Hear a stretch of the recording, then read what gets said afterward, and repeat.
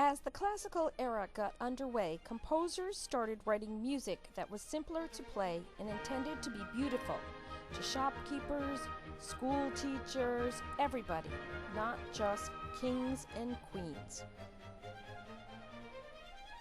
They concentrated on musical techniques and music theory.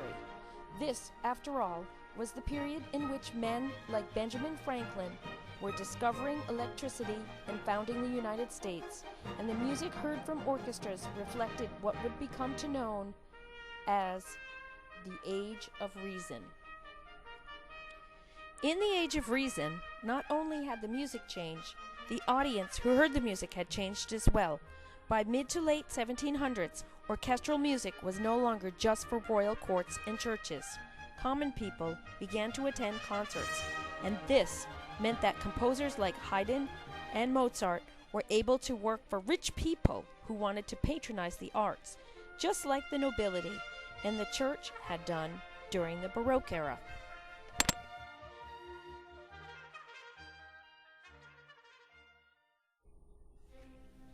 During the classical era, people began to notice that there was a huge gap between the standard of living of the nobles on one end and the poor craftspeople, servants, and farm laborers on the other end.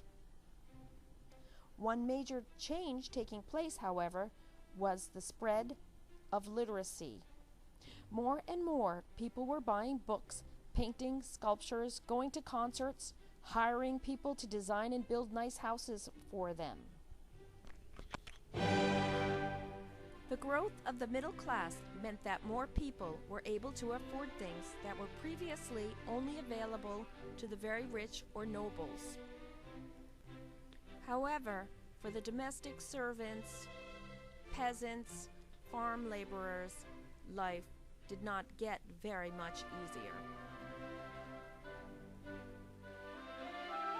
The philosophers and intellectuals of the Enlightenment, who wrote so movingly about the rights of man, did not extend these rights to everyone. Excluded were poor people with no land and no education, and women in general. Women did write and paint and compose, but to be recognized outside of their own social circle for their talents was quite rare. One of the world's great novelists, Jane Austen, author of Pride and Prejudice and Emma, did not at first have her name printed on the title pages of her books. Franz Joseph Haydn, often called Papa Joe, was an Austrian composer whose music in the classical era laid the foundation for those that followed. He was an excellent teacher and taught two of the greatest composers in the world, Mozart and Beethoven. In 1761, Haydn became assistant choir master to Prince Esterhazy, an Austrian prince who was a great admirer of music. Haydn eventually became a full-time court musician and lived and worked in Esterhazy Palace for 29 years. The prince had an excellent orchestra which regularly performed Haydn's compositions. Haydn wrote prolifically.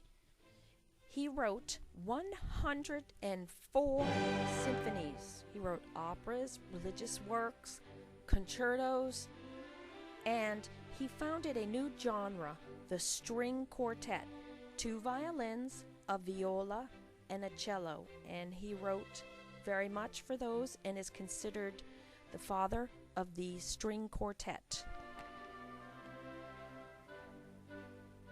While Haydn's work was both interesting and greatly respected, he did not have the star quality and personality that his friend and student Wolfgang Amadeus Mozart had. Mozart was a child prodigy, which means that he had exceptional musical skills when he was very young. Once, when Mozart was only 6 years old, he performed for the Empress of Austria, Maria Theresa, and Princess Marie Antoinette. At the sight of the lovely princess, bold young Mozart turned his attention away from his music and asked her to marry him. Mozart's concert tour rivals that of today's rock and roll bands.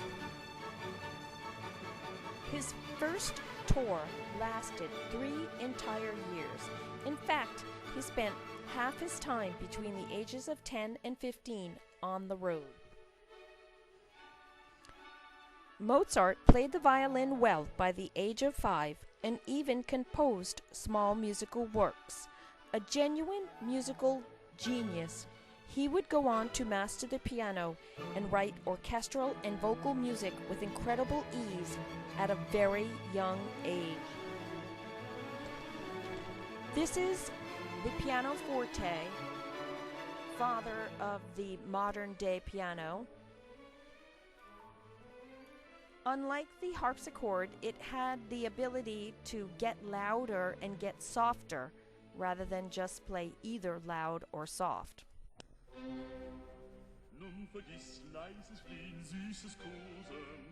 In addition to writing symphonies, string quartets, concertos, and piano sonatas, Mozart was well known for writing operas such as The Marriage of Figaro or The Magic Flute.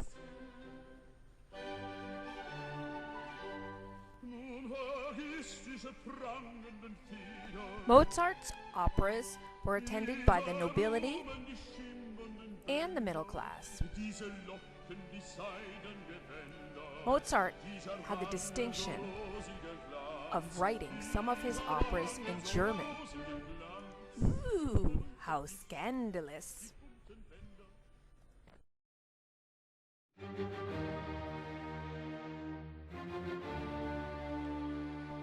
Beethoven's music acted as a bridge between the classical era in which he had been born and the exciting, bustling drama of the Romantic era to come.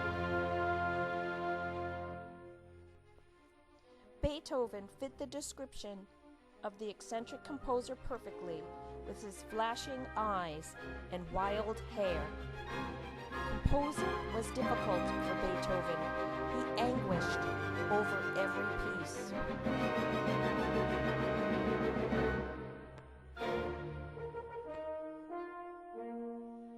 This painting, The Nightmare, is typical of the romantic interest in the macabre or dark side of your personality.